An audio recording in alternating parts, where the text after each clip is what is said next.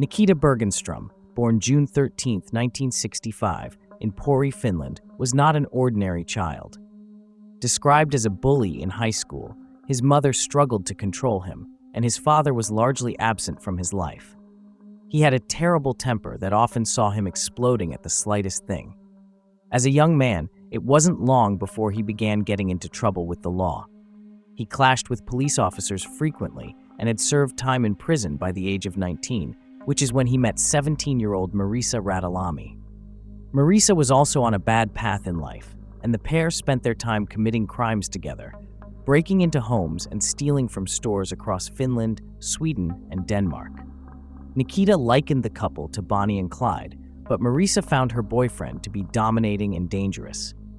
On May 1, 1988, when he was 22 years old, Nikita was released from prison in Turku on the southwestern coast of Finland.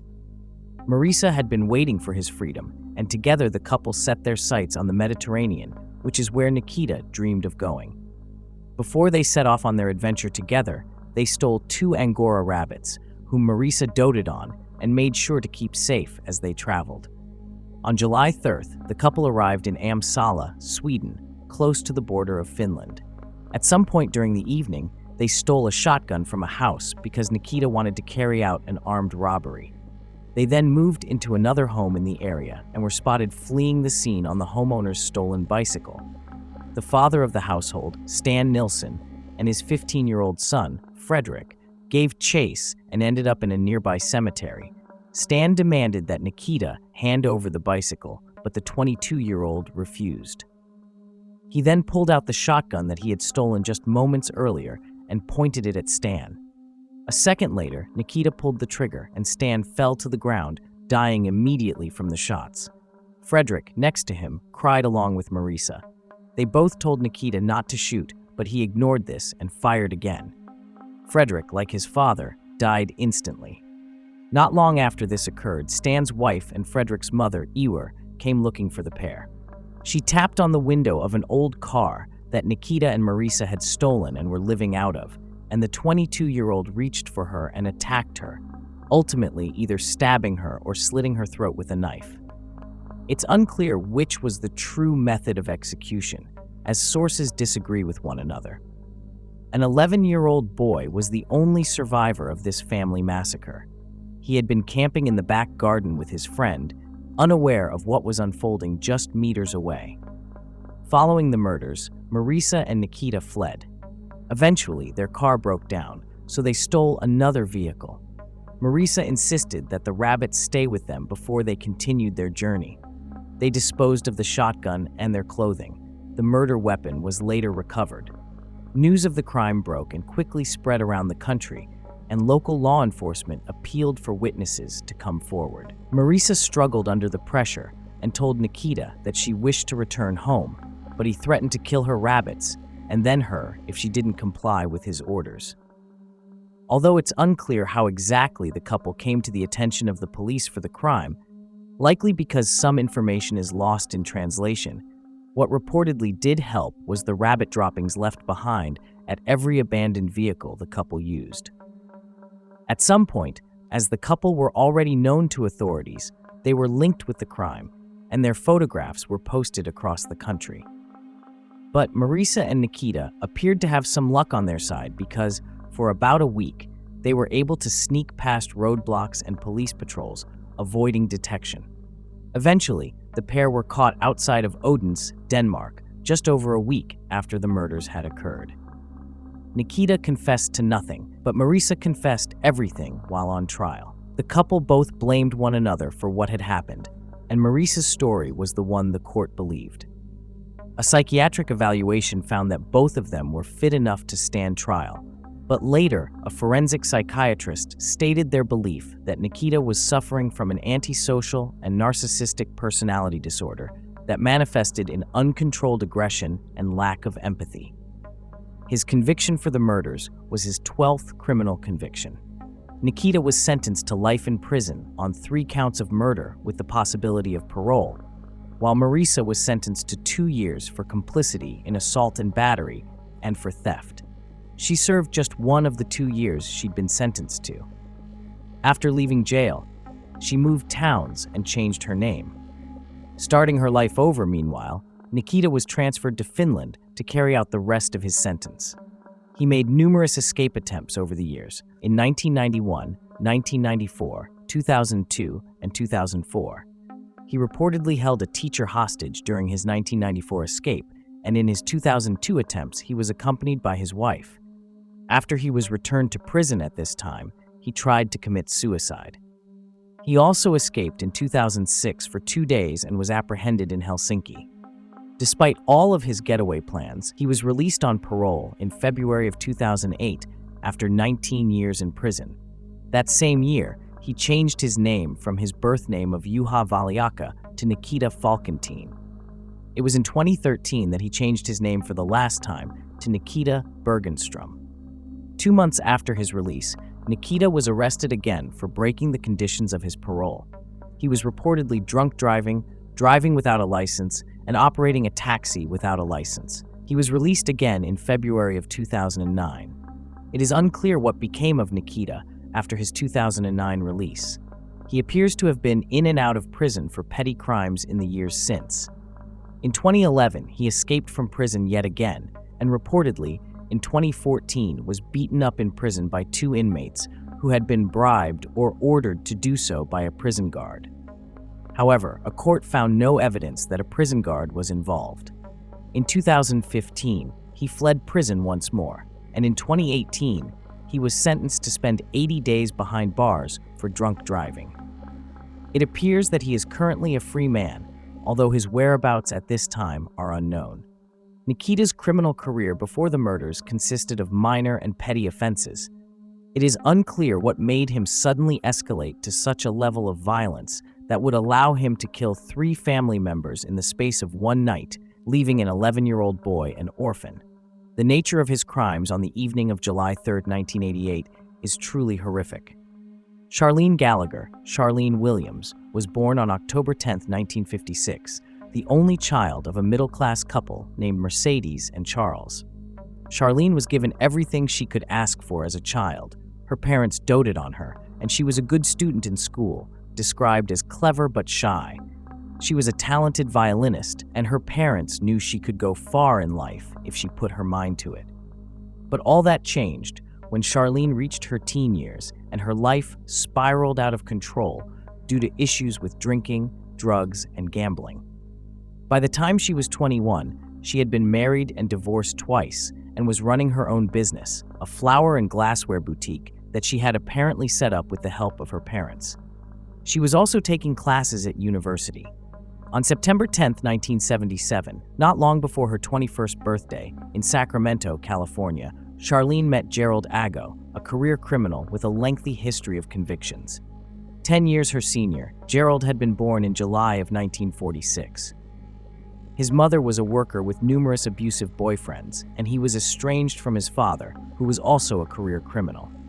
He was reportedly the first man in Mississippi to be put to death via gas chamber after slaying 2 police officers while attempting to escape prison. By the age of 6, Gerald had already established himself as a criminal after committing burglary and various offenses. 6 years later, he was charged with lewd and lascivious acts after assaulting a 6-year-old girl, and by the time he met Charlene, he had been arrested 23 times and had served time in prison for robbery. He had also been convicted of numerous other charges, including rape, incest, vehicle theft, and assaults with a deadly weapon. Gerald married his first wife when he was 16 and she was 21. They had a daughter together, Krista, who would later accuse her father of abuse and file charges against him in 1978. After this, he married several other times, but his abusive and violent tendencies led to a quick deterioration of each relationship. Gerald and Charlene quickly hit it off, and within a week, they had moved in together. However, it wasn't long before Charlene realized that Gerald was dominating, controlling, and manipulative. The couple reportedly had a healthy sex life at the beginning of their relationship, but things took a turn when Gerald admitted he struggled to become aroused with a consenting partner. He fantasized about having slaves. The pair attempted role-play to help the situation, but it didn't pay off. Eventually, Gerald began hatching a plan. At the time of the first murder, Charlene was 2 months pregnant. She would later have an abortion as Gerald didn't want to be a father again. On September 11, 1978, 17-year-old Rhonda Sheff and 16-year-old Kippy Vort disappeared from Sacramento's Country Club Plaza shopping center. Charlene lured the two girls into the couple's 1973 Dodge van by offering them marijuana. They agreed, and climbing into the back of the van, they were met with Gerald, who pointed a .25 caliber pistol at them, threatened them with violence, and then tied them up. Gerald then instructed his girlfriend to drive towards the Sierra Nevada mountains. As they got further and further away from civilization, he told Charlene to stop in a secluded area. He then guided the girls away and, one at a time, sexually assaulted them. Upon returning to the van, he told his girlfriend to drive to her friend's house to establish an alibi. He added that she should return in the Oldsmobile. Charlene did what Gerald told her to do, and when she returned, the two girls, Kippy and Rhonda, were forced into the back of the vehicle.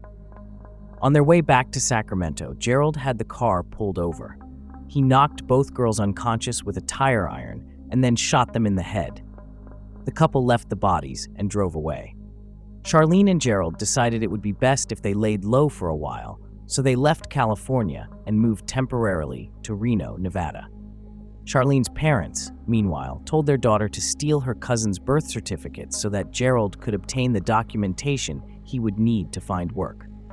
He also gained a driver's license under a new name, Stephen Fail. In Reno, the couple got regular jobs and lived regular lives. They also got married during this time, but the break from their life of crime was only temporary. On June 24, 1979, the couple attended the Washoe County Fair. 14-year-old Brenda Judd and 13-year-old Sandra Colley were on their way home when Charlene stopped them just as they were exiting the fairground. She asked them if they'd help her distribute leaflets, promising to pay them for their time. The two girls agreed and followed Charlene as she went to her van to collect more leaflets. They climbed into the van, and moments later, Gerald, who had been watching from afar, approached the vehicle. Like before, he toted a weapon and threatened the girls before tying them up. He then had Charlene head towards the I-80, although he stopped off at a hardware store first, where he collected a hammer and a shovel. Back in the vehicle, Charlene drove into the hills.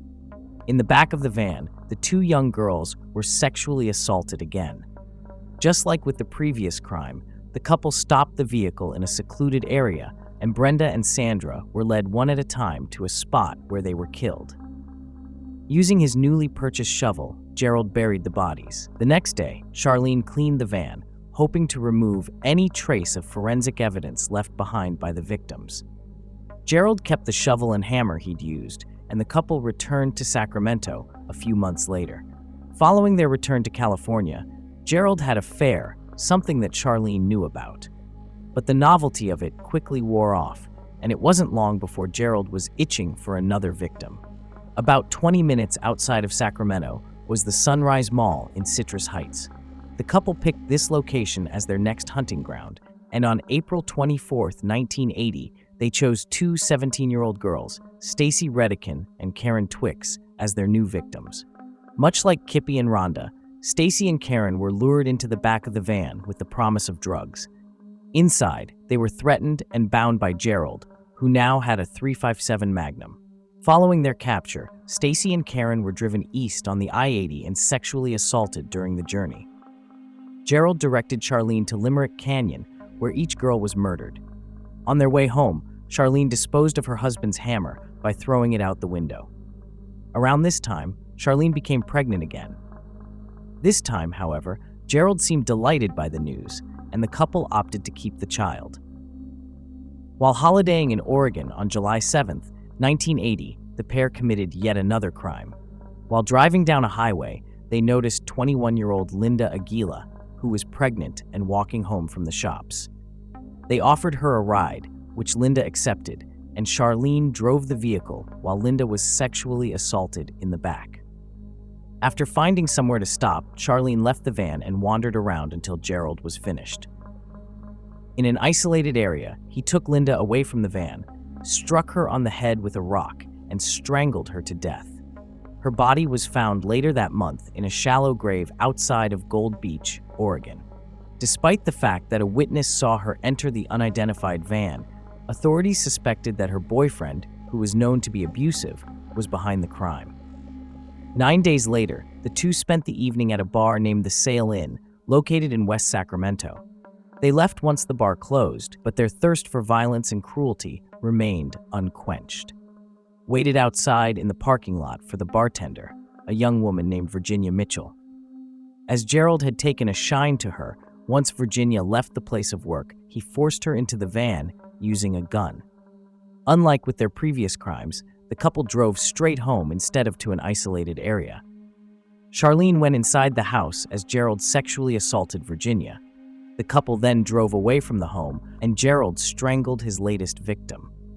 Her body was dumped outside Clarksburg, where it was soon found by law enforcement. Regular patrons of the Sail Inn told investigators that a new couple had been in the night before, Gerald and Charlene. Authorities managed to track them down. Gerald admitted they were at the bar, but claimed they had no idea what happened to Virginia. Charlene, meanwhile, made a suspicious offhand comment about how the pair had been fishing that day. Investigators noticed that fishing line had been used to bind Virginia's hands. Still, this wasn't enough evidence to press charges, and so the case quickly stalled. After this incident, Gerald became increasingly violent and angry. As a result, the couple separated, and Charlene went to live with her parents. During this time, Gerald left town and began seeing another woman. But by the start of November, he was back in Sacramento and asking Charlene to meet up with him.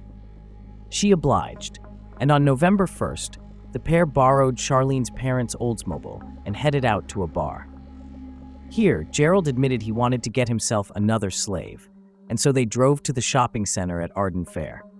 Charlene was shocked when her husband left the vehicle and returned with two university students in tow, a couple named Craig Miller and Mary Sowers. They got into the car and kept quiet as Gerald pointed a gun at them. But just as they were about to leave, the foursome was spotted by a friend of Craig's who asked what they were doing.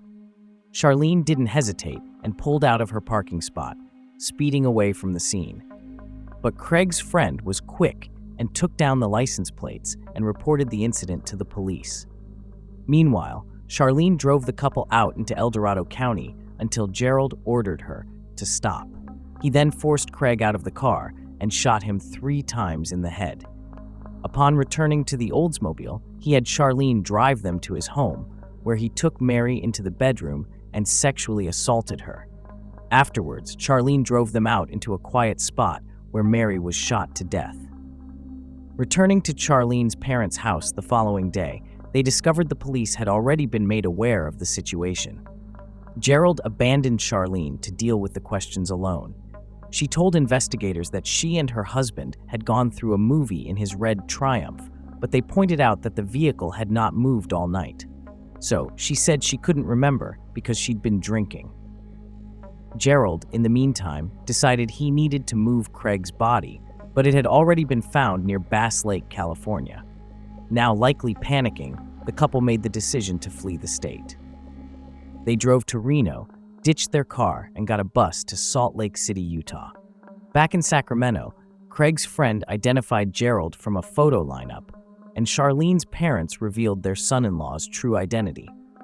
Detectives also discovered the bullets found in Craig's body matched the ones that Gerald had shot into the ceiling at his place of work. Over in Utah, Charlene called her parents and asked for money, which they wired to her. The couple subsequently moved to Denver, Colorado, followed by Omaha, Nebraska. Here, they requested money once again from her parents. Mercedes and Charles obliged, but this time alerted the FBI, who waited for the couple at a Western Union office where they were arrested without incidents. After they were taken back to California, both Gerald and Charlene pled not guilty to the charges laid against them. However, Charlene's lawyers managed to arrange a plea deal for her. If she pled guilty to the first-degree murder of Craig Miller and Mary Sowers and supplied the prosecution with testimony against her husband, she would only be given 16 and a half years in prison and would avoid the death penalty. Charlene agreed and told law enforcement everything she knew. In Nevada, she pled guilty to the second-degree murder of Karen Twiggs and Stacy Redican after reaching a similar arrangement. Oregon declined to press charges. California attempted to have Charlene's plea bargain removed as they were unhappy with her jail sentence, but in 1983, the charges against her for the murder of Craig and Mary were dropped entirely. Gerald acted as his own attorney during his initial trial. He didn't cross-examine Mercedes. Williams, Charlene's mother, was one of the prosecution's best witnesses. However, he did cross-examine Charlene herself for 6 long days. Charlene claimed that the only reason she'd gone along with the crimes was because she was afraid of Gerald, who was a violent and abusive man. He kept all the money she made from her job and manipulated her whenever she expressed displeasure with the situation. Gerald, for his part, attempted to undermine her credibility by exposing an affair she had had with a woman while awaiting trial and showing off a love letter that she had written to him while the two were in prison. He also portrayed her as a drug addict. Gerald then put himself on the stand, but this failed to serve his cause. Instead, it showed that his stories were riddled with inconsistencies. He ultimately asked the jury to believe him, on faith, if nothing else. The jury was not convinced and sentenced him to death for the murder of Craig Miller and Mary Sowers on June 21, 1983. He was also charged and convicted of the murder of Karen Twiggs and Stacy Redican. The remains of Brenda and Sandra were located in Lassen County, California, although he was not tried for those murders. Gerald maintained his innocence and lived a quiet life in prison. He died in 2002, aged 56, from cancer while awaiting execution. Meanwhile, Charlene was freed from incarceration in July of 1997. She had given birth to her son, who she also named Gerald, while in prison, and he was raised by her parents. He later died while in the military. After she left prison, Charlene refused to enter Sacramento and began using her maiden name. She has since reportedly returned to the area using the name Mary Martinez and works for an undisclosed charity. In an interview she gave after her release, Charlene refers to herself as a victim, stating, "There were victims who died, and there were victims who lived. It's taken me a hell of a long time to realize I am one of the ones who lived." She also claimed that she tried to save some of their lives. However, Hal Sowers, the daughter of Mary Sowers, disagrees with Charlene's stance, telling CBS she's just as guilty as he was.